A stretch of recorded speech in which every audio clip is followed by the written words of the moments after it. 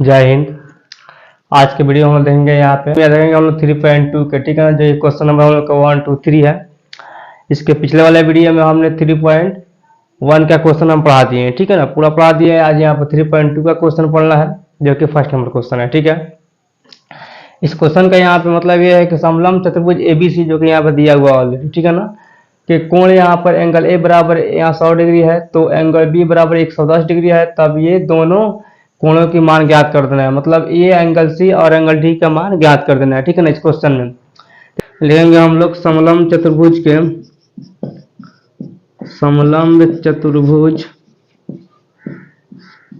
के आसन्न कोण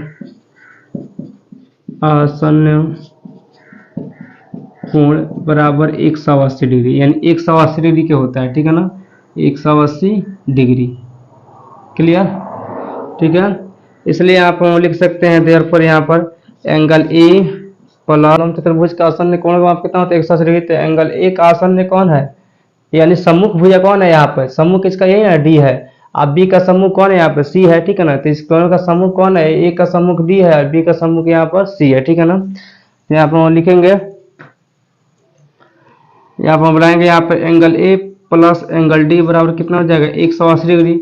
चूंकि इसका सम्मुख आसन्न मतलब सम्मुख क्या, तो सम्मुख कौन सा ये ना है, या यहाँ पे यह बन जाएगा हम लोग का एंगल ए का वैल्यू हो जाएगा 100 डिग्री प्लस यहाँ पे एंगल डी बराबर यहाँ पे 180 डिग्री लास्ट में देंगे, ठीक है ना। या यहाँ पे लिख जाएंगे हम लोग का कि एंगल डी बराबर कितना हो जाएगा हम लोग का 180 माइनस यहाँ पे 100, तो कितना हम लोग हो जाएगा 80 डिग्री। क्लियर, डी का वैल्यू 80 डिग्री, ठीक है ना। सेम इसी प्रकार है, इसी तरह, यानी इसी प्रकार से, ठीक है ना, इसी प्रकार से हम लोग इसको भी निकाल सकते हैं। यानी यहाँ पे angle B plus angle C बराबर कितना हो जाएगा 180 डिग्री। चूंकि इसका आसन ये है, जब एंगल ए का आसन एंगल डी है तो एंगल बी का आसन एंगल सी होगा। क्लियर, या यहाँ हो जाएगा हम लोग का, तो एंगल बी का वैल्यू कितना हम लोग का 110 डिग्री लास्ट में लिखेंगे। एंगल सी बराबर कितना हो जाएगा 180, या यहाँ पर जाएगा एंगल सी बराबर 180 माइनस यहाँ पर 110 बराबर हो जाएगा हम लोग कितना 70 डिग्री। क्लियर यहाँ पे।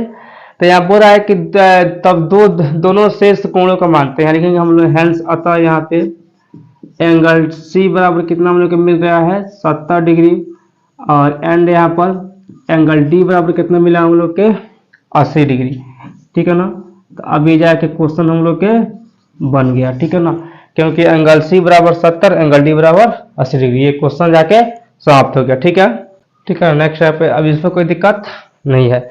आएंगे यहाँ पे नेक्स्ट क्वेश्चन, यहाँ पे 2 नंबर बोल रहा है कि एक समानांतर चतुर्भुज की आसन्न भुजाएं, ठीक है ना, 3:2 के अनुपात में है। यदि पहली आसन्न भुजा 6 cm हो तब उससे समानांतर चतुर्भुज की परिमिति क्या होगी। परिमिति ज्ञात करना है, तब परिमिति का ज्ञात करने के पहले हम लोग क्या होगा, आसन्न भुजा, पहली आसन्न भुजा चाहिए और दूसरी आसन्न भुजा चाहिए, ठीक है ना। क्योंकि इसका परिमिति क्या होता है 2 इंटू एल प्लस बी होता है, या हम लिख सकते हैं 2 इंटू पहली आसन्न भुजा प्लस यहाँ पर दूसरी आसन्न भुजा। क्लियर, तो यहाँ पे हम लिखेंगे माना कि यहाँ पे आसन्न भुजा, तो यहाँ पर आसन्न भुजा यहाँ पे x नहीं मानेंगे, क्योंकि यहाँ पर 3:2 दे दिया है, ठीक है ना। तो पहली आसन्न भुजा को हम लोग मानेंगे 3x, ठीक है ना, एंड यहाँ पर दूसरी आसन्न भुजा को मानेंगे हम लोग यहाँ पे 2x।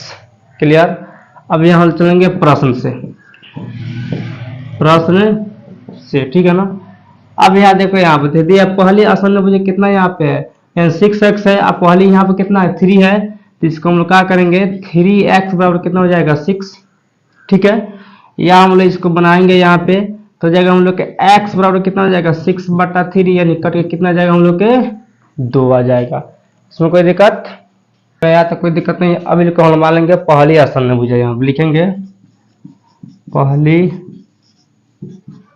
आसन्न भुजा, तो पहली आसन्न भुजा कितना हम लोग को मिल गया है 2 मिला है, ठीक है ना, क्योंकि 3x रखे काम किए थे, कितना मिल गया हम लोग को 2 मिल गया पहली आसन्न भुजा। अब यहाँ पर लिखना है दूसरी आसन्न भुजा,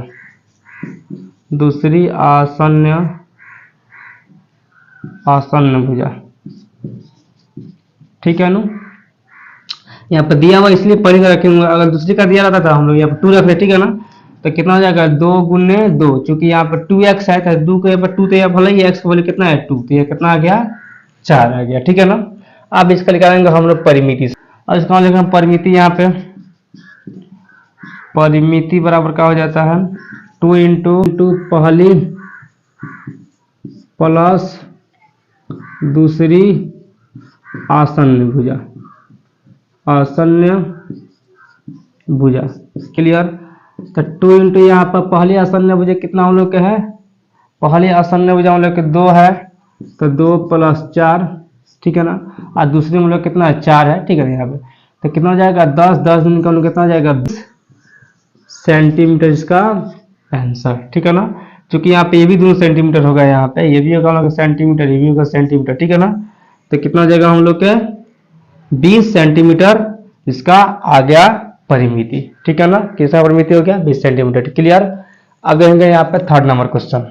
इसका थर्ड नंबर क्वेश्चन दिया है, समानांतर चतुर्भुज का एक कोण 120 डिग्री है तो उसके बाकी तीनों कोणों का मान ज्ञात करना है। बाकी यहाँ पे ये दे दिया है, बाकी इसका तीनों कोण का मान हम लोग क्या करना है ज्ञात कर देना है, ठीक है ना।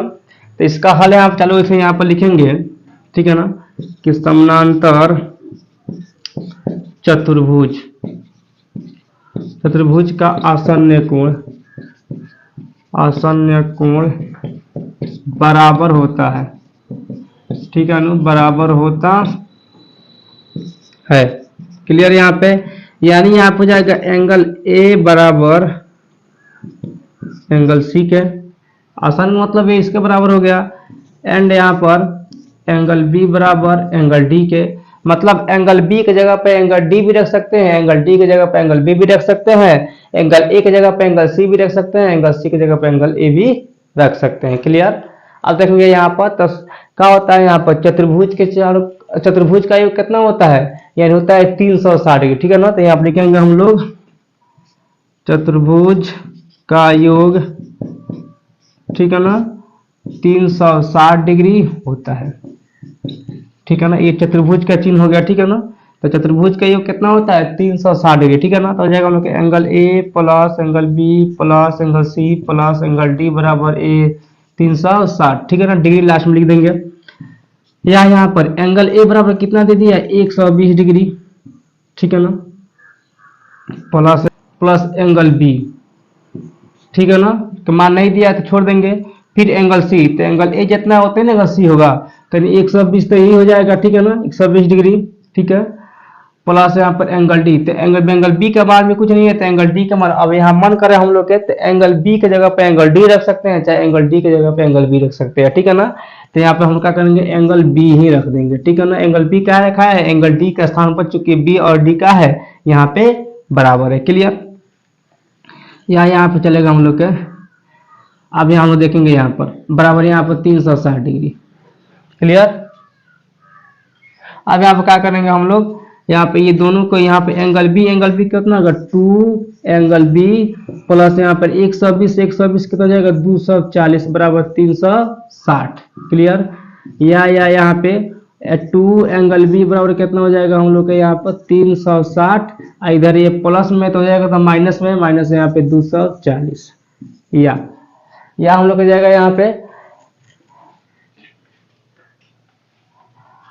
यहाँ 2 एंगल बी बराबर कितना हो जाएगा हम लोग घटेगा तो 0 में से 0 गया 0, 6 में से 4 गया तो 2, 1 यानी कितना आ गया 120 डिग्री आ गया, क्लियर। या हम लोग के यहाँ चलेंगे तो एंगल बी बराबर कितना आ जाएगा हम लोग के 120/2, यानी आ जाएगा हम लोग के 60 डिग्री, इसमें कोई दिक्कत, यहाँ पर ये 60 डिग्री आ गया, ठीक है ना। अब हम लोग देखेंगे यहाँ पर तीनों कोणों की माप, अतः यहाँ पर देखेंगे हम लोग एंगल ए और एंगल सी का है आपस में बराबर है, आसन्न भुजा है, तो एंगल ए एंगल सी बराबर कितना हो गया हम लोग के 120 डिग्री, क्लियर, ठीक है ना। मतलब एंगल सी का वैल्यू निकल गया 120 डिग्री। अब यहाँ पर एंगल बी का वैल्यू कितना हो जाएगा हम लोग के, तो एंगल बी का वैल्यू जितना है उतना तो एंगल डी का होगा, तो एंगल बी का वैल्यू कितना है 60 डिग्री, एंड यहाँ पर एंगल डी का वैल्यू कितना है हम लोग के, ये भी हो जाएगा 60 डिग्री, क्योंकि जितना ये होगा उतना ही तो ये होगा, ठीक है ना। तो इसमें मेन निकालना हम लोग एंगल ए का वैल्यू दिया हुआ था, ठीक है ना, सी का वैल्यू भी 120 डिग्री और बी का वैल्यू 60 डिग्री और डी का वैल्यू भी 60 डिग्री। ये हम लोग का हो गया हम लोग के ये क्वेश्चन 1 के तैयार हो गया, ठीक है ना। तो हम लोग का यहाँ पे 3 क्वेश्चन बना जो कि हम लोग का 3.2 का, ठीक है। यहाँ पे हम लोग 4 नंबर क्वेश्चन, ठीक है ना। 3 तो बन गया क्लियर। 4 नंबर यहाँ पे है, एक समचतुर्भुज के विकर्ण की लंबाई 6 सेंटीमीटर 8 सेंटीमीटर है, तो उसके प्रत्येक भुजा की लंबाई ज्ञात करें, ठीक है ना।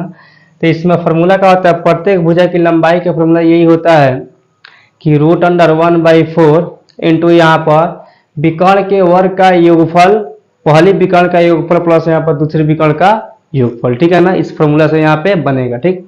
तो ये इसका फॉर्मूला होता है, ठीक है ना। प्रत्येक भुजा की लंबाई पे लिखेंगे, प्रत्येक भुजा की लंबाई, ठीक है, हो जाता है √1/4 इंटू यहाँ पर पहली प्लस दूसरी विकर्णों का योगफल, ठीक है ना। विकर्णों का योगफल यानी जोड़। तो इसको यहाँ बैठाएंगे तो हो जाएगा √, यहाँ पे 1/4, तो 1/4 है पहली प्लस दूसरी, माने पहली विकर्ण का योगफल प्लस यहाँ पर दूसरी विकर्ण का। तो पहली यहाँ माने हम लोग 6, तो हो जाएगा 6 का स्क्वायर, ऐसा मीटर मीटर बाद लिख देंगे, ठीक है ना। अब प्लस यहाँ पे 8 का स्क्वायर, अब यहाँ चलेगा तो हो जाएगा 1/4, ठीक है ना। अब ये जोड़ देंगे हम लोग, कितना आएगा 36 प्लस यहाँ पे 64, 8 के होता है 64, क्लियर। अब यहाँ आ जाएगा 1/4 इंटू यहाँ पे ये दोनों जोड़ेंगे तो कितना आएगा हम लोग आ जाएगा 100, ठीक है ना। 36 को 64 कितना आता है 100 आएगा, ठीक है ना। ये तो मीटर स्क्वायर में क्लियर है दोनों यहाँ पे, क्योंकि यहाँ पे ये जो है ना स्क्वायर हुआ है तो ये भी मीटर स्क्वायर में, ये भी मीटर स्क्वायर में का यहाँ पे। अब ये कट जाएगा हम लोग का, तो कितना आएगा हम लोग का 25 आएगा, तो कितना आ जाएगा हम लोग का √, ठीक है ना, 25 मीटर स्क्वायर। अब यहाँ मत करना कि यहाँ मीटर नहीं दिए हैं, यहाँ भी मीटर लिखेंगे तो स्क्वायर आएगा, तो इसलिए दोनों के मीटर का स्क्वायर जोड़े हैं यहाँ पे, ठीक है। तो 25 मीटर स्क्वायर हो गया। अब जब रूट में 25 रहता है तो मालूम है कि 5 हम लोग का बाहर निकल जाता है, ठीक है ना। तो हम लोग कितना हो जाएगा 5 मीटर, इसका क्या हो जाएगा हम लोग के आंसर हो जाएगा, किसका आंसर हो जाएगा 5 मीटर, ठीक है ना। यहाँ पे तब 5 मीटर का हो गया हम लोग का आंसर आ गया, ठीक है ना। यानी इसका प्रत्येक भुजा की लंबाई कितना हो गया 5 मीटर हो गया, ठीक है ना। तो हम लोग का यहाँ पे 4 नंबर क्वेश्चन भी यहाँ पे बन गया, ठीक है। देंगे यहाँ पे 5 नंबर क्वेश्चन, तो इस पर थोड़ा ध्यान देना है। यहाँ पे क्वेश्चन यहाँ पे लिख रहा है कि एक आयत और एक समांतर चतुर्भुज में समानता और अंतर लिखिए। समानता का मतलब होता है कि जो दोनों में हो उसको समानता बोलते हैं। अंतर का मतलब होता है जो एक में हो एक में नहीं हो, उसको हम क्या बोलते हैं अंतर बोलते हैं, ठीक है ना। समानता और अंतर में डिफरेंस होता है, ठीक है ना, कि जो दोनों में होता है वो समानता होता है, और जो एक में होता है एक दूसरे में नहीं होता है उसे क्या हम लोग अंतर बोलते हैं, ठीक है ना। तो यहाँ पे देखेंगे, यहाँ पे देखिए ये समानांतर चतुर्भुज है, ये आयत है, ठीक है ना। तो फर्स्ट इसका हम यहाँ पर हल लिखे हैं कि आयत और समानांतर चतुर्भुज का प्रत्येक विकर्ण एक दूसरे को समद्विभाजित करते हैं, यानी दोनों में है, सही बात है। ये विकर्ण हम लोग का है, ठीक है ना, ये हम लोग का हो गया विकर्ण है। तो विकर्ण हम लोग के यहाँ पे है, तो ये भी समद्विभाजित कर रहा है, ये भी समद्विभाजित कर रहा है, ठीक है ना, दोनों में यहाँ पे। तो ये आप फर्स्ट वाला ऑप्शन यहाँ पर सही, ठीक है ना। यहाँ पर आयत और समांतर चतुर्भुज के सम्मुख भुजा बराबर होते हैं, मतलब इस साइड के बराबर ये साइड भी है, ये साइड के बराबर ये साइड होता है, इसमें भी वही वाला होता है समांतर चतुर्भुज में, ये वाला साइड के बराबर ये वाला साइड है, ये वाला साइड के बराबर ये वाला साइड, ठीक है ना। तो सेकंड वाला भी ऑप्शन ठीक। थर्ड वाला यहाँ पे है आयत और समांतर चतुर्भुज के दोनों सम्मुख कोण 180 डिग्री का होता है, सही बात है। यहाँ पर ये कोण और ये कोण मिलेगा तो कितना 180 डिग्री हो जाएगा, या ये कोण मिले ये कोण मिले तो 180 डिग्री। उस तरह इसमें भी हाल होता है, ये कोण का मान 180 डिग्री और ये कोण का मान क्या होता है 180 डिग्री, क्लियर। अब आएंगे इसके अंतर में, ठीक है ना। आयत का प्रत्येक कोण, तो देखें यहाँ पे ये 90 डिग्री है यहाँ पे, तो आयत का प्रत्येक कोण 90 डिग्री होता है, लेकिन यहाँ पर समानांतर चतुर्भुज का प्रत्येक कोण 90 डिग्री नहीं होता है, ठीक है ना। ये दोनों में ये अंतर है, ठीक है ना। जैसे लड़का लड़की में अंतर है कि लड़के बच्चा इशू कर सकती है, लड़का नहीं कर सकता है, क्लियर बात है। ठीक क्या हो गया हम लोग का अंतर हो गया, लेकिन बोला जाए कान, तो कान लड़का में भी है लड़की में भी है, क्लियर बात है, ठीक है ना। पैर बोला जाता है, पैर लड़का में भी है लड़की में भी है, ठीक है ना। कुछ समानता है जो दोनों में होता है और कुछ अंतर होता है, ठीक है ना। जैसे मर्द स्पर्म को निकालता है, औरत अंडा को निकालती है, ठीक है ना। सेम वैसा ही कहानी यहाँ मैथ में है, ठीक है।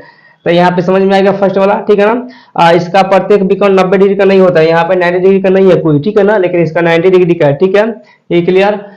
दो नंबर यहाँ पर आयत के दोनों विकर्ण बराबर होते हैं, मतलब ये जो विकर्ण है आयत वाला ये एक दूसरे के दोनों बराबर है, ये 5 सेंटीमीटर होगा तो ये 5 सेंटीमीटर होगा, ठीक है ना। लेकिन इसका विकर्ण बराबर नहीं होता है, देखिए यहाँ पे तो ये वाला विकर्ण बड़ा है, ये वाला विकर्ण छोटा है, ठीक है ना। तो एक हम लोग का अंतर हो गया, ठीक है ना। तो इसका ये भी सही हो गया, क्योंकि यहाँ पे ये बराबर होता है, ये बराबर नहीं होता है, ठीक है ना। थर्ड में यहाँ पर प्रत्येक आयत समानांतर चतुर्भुज, मतलब प्रत्येक जो आयत है ना इसको समानांतर चतुर्भुज बोल सकते हैं, क्यों, क्योंकि इसका 90 डिग्री होता है, समानांतर चतुर्भुज में आ सकता है, ठीक है ना। लेकिन प्रत्येक समानांतर चतुर्भुज आयत नहीं होता है। अब आयत का मतलब कि इसका 90 डिग्री इसमें कहाँ है, नहीं है।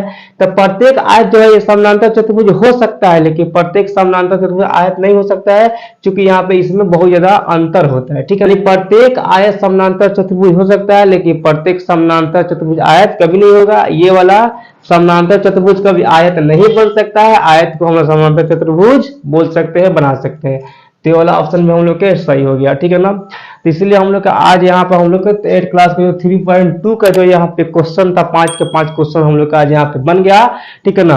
और यहाँ पे इसके बाद हम पढ़ाएंगे 4.1 का लेक्चर, यानी 4 चैप्टर का लेक्चर, जो कि कल के क्लास में होगा। इसलिए आज की क्लास में जय हिंद।